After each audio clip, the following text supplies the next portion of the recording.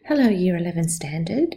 We're about to start Chapter 7 and we're back doing linear functions. So this belongs to algebra because linear just means that we're going to be graphing.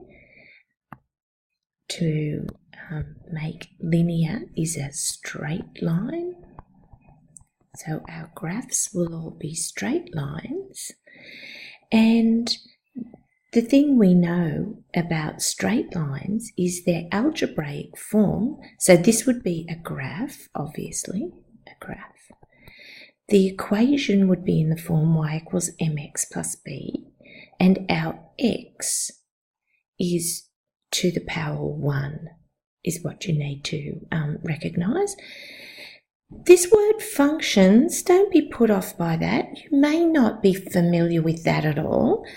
Functions, as you'll see later in my notes, it just says there's a connection. A function says there's a connection between two things. So, yes, when it's in this form, it looks very much like what we would call algebra. We know that our algebraic equation can be graphed, and we know that we can switch between the two. So yes, we're back to a graphing and working with algebraic equations type work. And really the emphasis in this chapter is on graphs, because we've really looked at simplifying equations, solving equations, changing the subject of the equation. We've done that sort of thing. So now the emphasis, like I just said, will be on the graph. Just thought I'd put a few little things in here on the first page where you can see that very much the focus is on the graph now. You're probably familiar with things like when you draw a graph, you've got the gradient of a line. And gradient of a line in a graph is rise over run.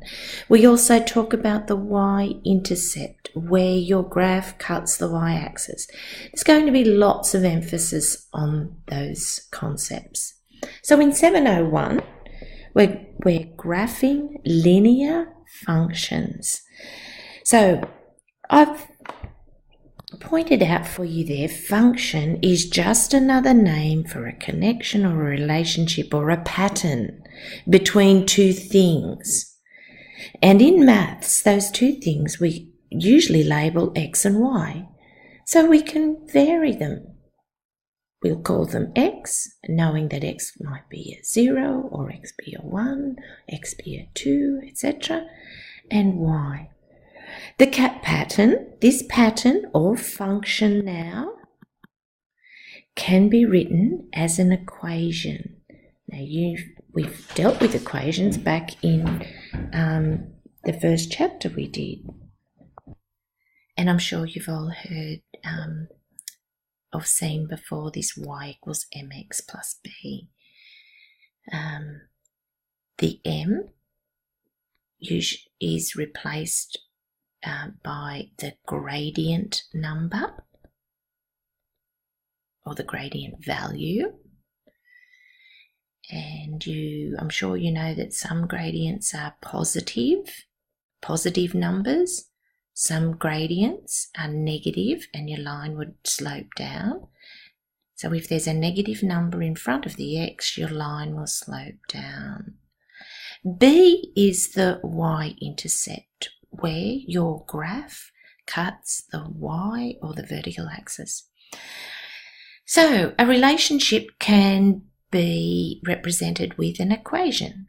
That exact same relationship can be shown in a table of values. Now, I'm sure you're familiar with a table of values, having the x values on the top. We get to choose the values we put in there, and we make, whoops.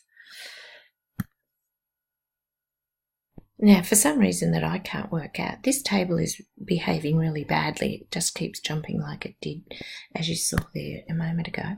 So I'll just draw a little freehand table.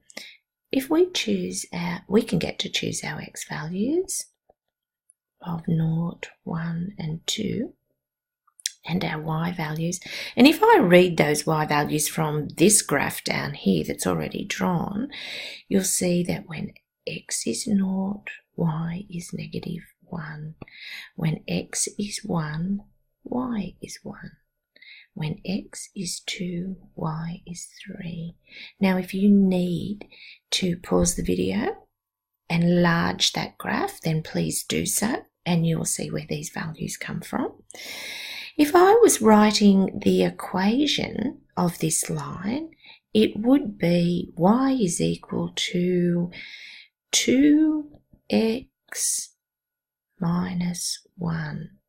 This 2 reflects the gradient, and yes, it's a positive number. It's +2. That means this gradient has a positive slope, and we know that if a line slopes up, it has a positive gradient. So there's the three forms: the equation form, the table of values form, and the graphical form, all for this relationship. We don't know at this stage what y actually is measuring. It could be measuring the speed of something, and x could be measuring the amount of petrol required. So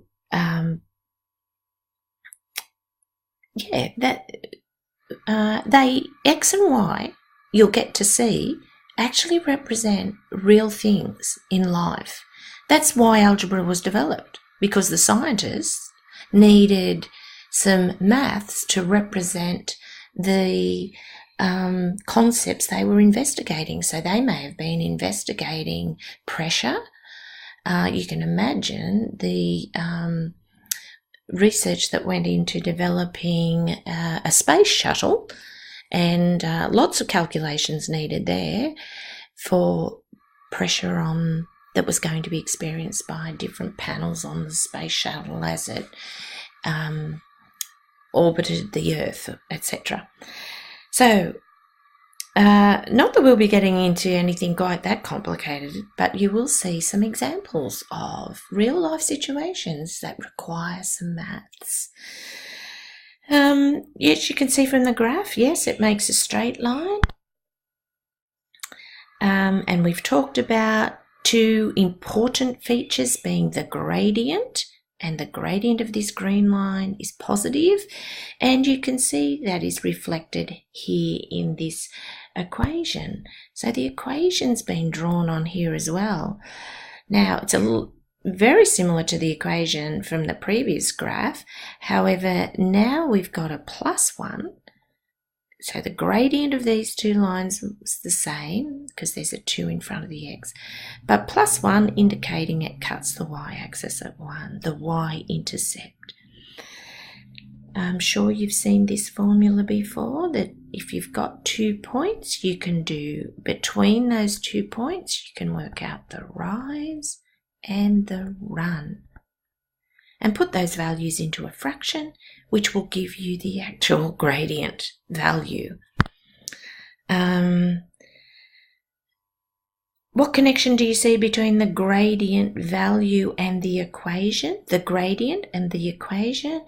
Well, I've already told you that, haven't I? That y is equal to m, which is the gradient, plus the b. So the gradient value always sits in front of the x, and the y-intercept is always the constant.